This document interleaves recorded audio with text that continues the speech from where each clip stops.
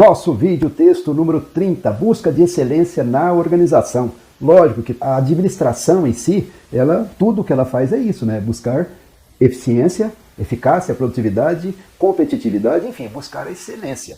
Mas agora nós vamos falar da excelência, como é que a estrutura organizacional, como é que a organização em si faz ou pode fazer para garantir maior excelência da empresa no uso dos seus recursos, no posicionamento do mercado e assim por diante, né? Aqueles modelos que nós falamos, modelos simples, são o ponto de partida, né? Mas uma crescente complexidade e aí um crescente desenvolvimento das empresas também foi trazendo problemas diferentes que foram emergindo ao longo do tempo e aí eles foram sendo tratados por vários estudiosos e eles foram sendo tratados na prática também pelos praticantes da gestão. Então vamos ver aqui alguns problemas. Problema: miopia, visão fechada para dentro da empresa, incapacidade de ver o mercado, o mundo lá fora, o que está acontecendo lá fora. Então a empresa ela fica voltada para dentro de si mesma. É aquilo que o Theodore Levitt, um especialista em marketing, chamou de miopia de marketing. A empresa ficar olhando para si mesma e se esquecer de ver que em volta dela tem um mundo, e muitas empresas se quebraram por isso, viam as coisas acontecendo, o filme fotográfico sendo substituído pelas as câmeras digitais, pelos celulares, etc. E a empresa querendo vender filme fotográfico, tá certo? Demorou muito para fazer a transição. Tem muitas empresas que ficam olhando para si mesmas, apaixonadas por si mesmas, por seus produtos, etc. e acabam se quebrando. Segundo lugar, burocracia, ela vira um fim em si mesma. As normas, as regras, os cargos, as funções, tudo isso vira fim em si mesmo. Aí aquilo fica uma organização rígida, né? Com rigidez, né? Ali que ela não muda, não se altera, e ela se afasta do cliente, ela se preocupa em resolver os problemas internos, burocráticos, mas não resolve o problema do cliente, por exemplo.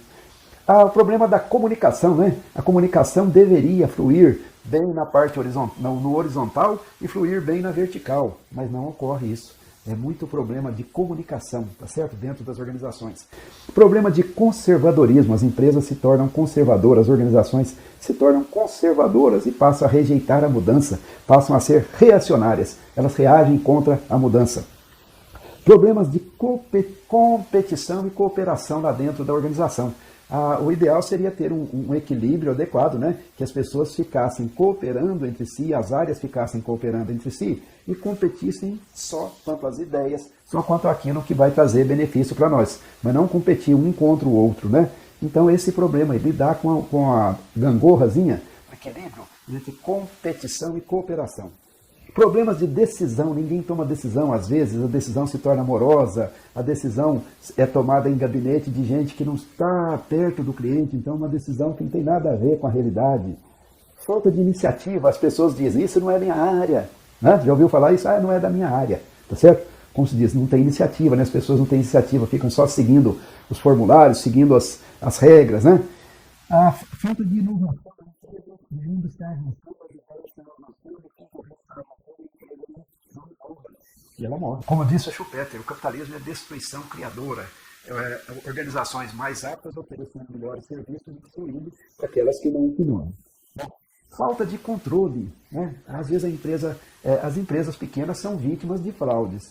E as grandes também, de repente, dá aquela derrapada e uma fraude destrói lá uma empresa gigante, né? Tá certo? Então, problema de falta de controle.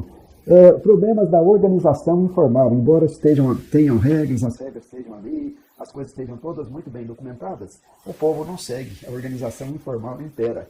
Por baixo do pano, as pessoas se entendem de outras maneiras lá dentro e vão fazendo as coisas do jeito que elas acham que devem, não do jeito que a direção quer. Então, esses são alguns dos problemas. Aí que se torna relevante a questão de um design organizacional, o desenho da organização, o projeto da organização ser bem feito. Então, ao longo do tempo, muitos pesquisadores foram pensando sobre isso e também os praticantes da gestão se preocupam muito com isso, né, com o projeto da organização, desenho adequado da organização para evitar os problemas e para tornar a organização mais capaz de responder adequadamente ao meio e de seguir em frente. Esse projeto de organização tem que ser fruto de uma análise que envolva certos pontos fundamentais, né? Tem que levar em conta, por exemplo, o ambiente da organização.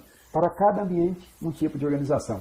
Para cada condição ambiental, há um desenho organizacional mais adequado, né? Então nós vamos lembrar do Chandler, do Porter, que falaram sobre isso, né? A organização respondendo adequadamente ao ambiente. Além disso, precisamos ver qual é o estágio da organização no ciclo de vida. O Portuguese trabalhou muito bem isso aí, né? O ciclo de vida das organizações. Uma coisa é uma organização inicial, né? Pequenininha, criada pelo empreendedor, e ali trabalha ele e a família. Outra coisa é uma empresa que está em outro estágio, já uma empresa madura, já desenvolvida, tá certo? Então precisa ver qual é o estágio de vida, qual é o estágio da organização no ciclo de vida. Precisamos ver isso. Precisamos ver quais são os propósitos da organização, né? É uma organização religiosa? Ah, não, é uma organização política, é uma organização de mercado, é uma empresa, enfim, precisa ver os propósitos das organizações. Aí isto gera um tipo de organização em função dos propósitos. O Henry Mintzberg, né, e o Gareth Morgan trabalharam muito bem nessas questões. O Mintzberg, ele definiu vários tipos de organização. Organização empreendedora, a organização máquina, já tudo organizado, cada coisa funcionando ali de acordo com uma função específica. Ele definiu a organização profissional, né? Uma organização feita por profissionais e o profissionalismo, a questão de sabedoria técnica, o conhecimento técnico, etc., passa a ser predominante nessa organização. A organização diversificada, a organização inovadora, a organização missionária, muitas vezes aquela do mundo da religião, né? Do mundo das ideologias políticas, da religião, etc., e a organização política em si. Então, ele trabalhou muito bem nisso. Quem quiser aprofundar mais, tem que olhar o Mintzberg para saber mexer no desenho organizacional considerando esses tipos. E a mesma coisa nós falamos também do Gareth Morgan. O Morgan também trabalhou com essa ideia, né? A organização máquina, organização no modelo vista como uma máquina. A organização vista como um organismo humano, né? Coração, pulmão, isso, aquilo, né? Cérebro, tudo harmônico, né? Ali, cada um trabalhando uma parte, etc.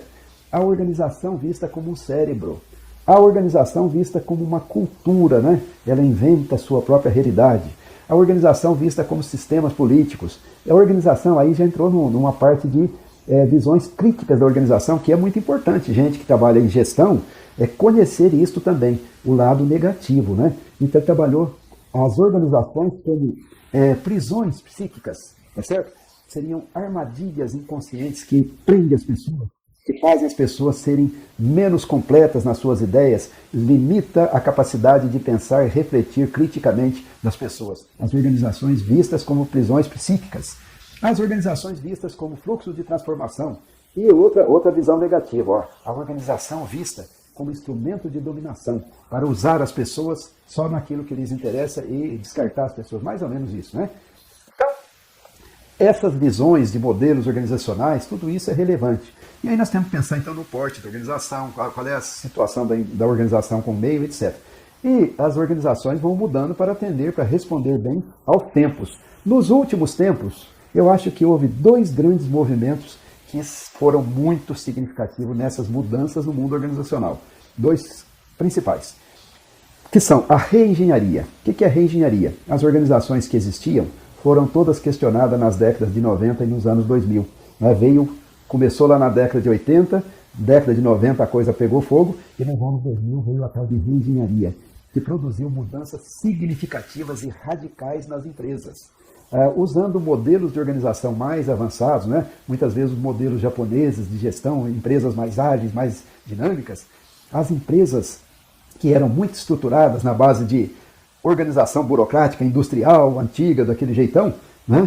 Elas começaram a repensar todos os seus cargos, todas as suas áreas, começaram a repensar o volume de gente que estava trabalhando lá dentro, aí começaram a cortar gente, cortar área, cortar cargo, né? Então esse foi o movimento da reengenharia, que tem duas esferas: reengenharia estratégica, né? De sanear os negócios da empresa e concentrar-se naqueles negócios que efetivamente eram bons, e a reengenharia organizacional, ou seja, meter o machado na empresa e transformar da organização e transformar a organização para ela ser uma organização mais moderna. Eu senti isso na pele, eu vi isso na prática, eu passei por isso, né?